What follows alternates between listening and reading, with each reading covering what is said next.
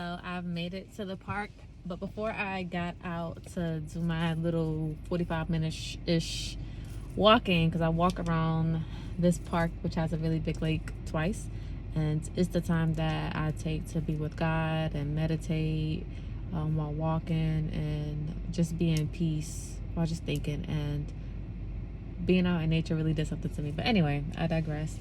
I wanted to read my devotional for today, and I wanted to share with you guys. I want to share something that the spiritual discipline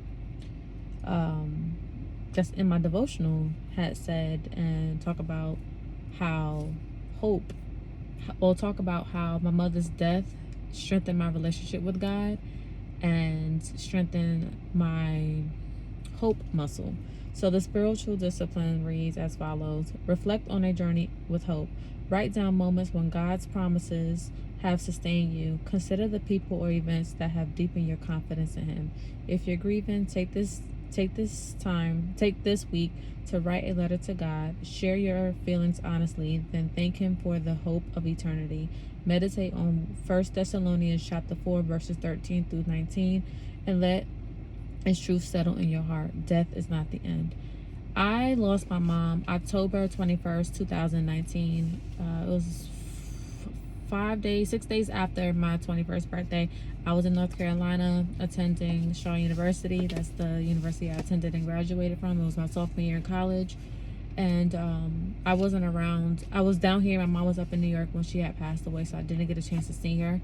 The last time I saw her was August of that year, and I believe that God knew what was going to happen, so He allowed me and my mom to have just one-on-one time together in Ohio. When we went to my cousin's funeral, it was just me and her. She passed away from kidney failure. She was sick, but she had enough energy to get on the plane, go to Ohio for us to attend my cousin's funeral.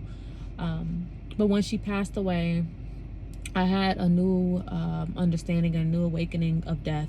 I understood that, yes, her soul was no longer in her body. She was gone, but I was thankful that she was no longer suffering, and I knew that this was not the end. I knew that her soul was going somewhere. I've experienced death in the past, like before my mom passed away, like my grandma had passed away, but my mom's death really, it hit me pretty hard. But I was able to start to grasp and understand that this is not the end. Like, this is just her body that was laying in the casket. It's just her body. It's like, that's not her. Her soul lives forever. And I pray and hope that she's with God. And that's when I really just started to understand that, like, life is eternity. Life is eternity, especially when you live right and you accept Jesus Christ as your Lord and Savior. So as like time went on, like, you know, I dealt with my grief the way I did. I was happy that I was surrounded around friends and family as well, and just trying to understand more about death and not allowing it to hold me back and keep me stuck, but work through my grief, work through my pain. I definitely miss my mom. But I remember it was like 2 weeks I took out of school. You know, I drove up to New York, me and my aunt, to attend my mom's funeral. The next week I spent, you know, in Virginia with my family, being surrounded by them. And then the following week I returned back to school because I had to keep on pushing through. I had to keep on pushing forward because I could not stop now. Because my mom, you know, my parents, you know, they both came together to help me get into school. And my mom was excited about me going to college, and I'm like, I can't stop here. I can't stop now. You know, I did think about dropping out and going back home, but there was something inside of me. I felt like it was my mom telling me, like, no, you're gonna finish. You have to finish.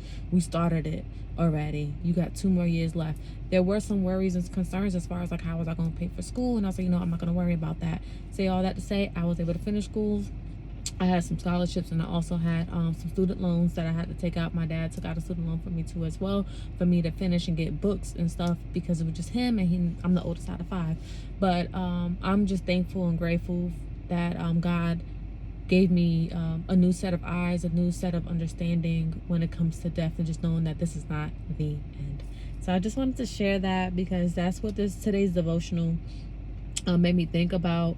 I am going to meditate on 1 Thessalonians chapter 4 verse 13 through 19, probably during my walk, because I do have the Bible app, so I'm going to probably listen to that and just think about anything else that I may be grieving right now that I need to talk to God about, because I believe that all things happen for a reason, and things just don't happen for coincidence just cause. So just wanted to share that with you ladies and with you guys. And I'm going to get out here and get walking. It's funny because this is like this orange Ram truck that's in this parking lot, and it reminds me of my Uncle Ricky. He had well, they still have it. My Uncle Ricky had this orange Ram truck that looks just like this truck that I'm looking at right now. He had passed away, God rest his soul. And now my cousin Ricky, little Ricky, has his truck and is driving it. And when I just looked at it, it just like, I instantly thought about the truck. So this is what the truck looks like. So that's the truck. My cousin has the same exact truck that was passed down to him from his father. Just a little snippet.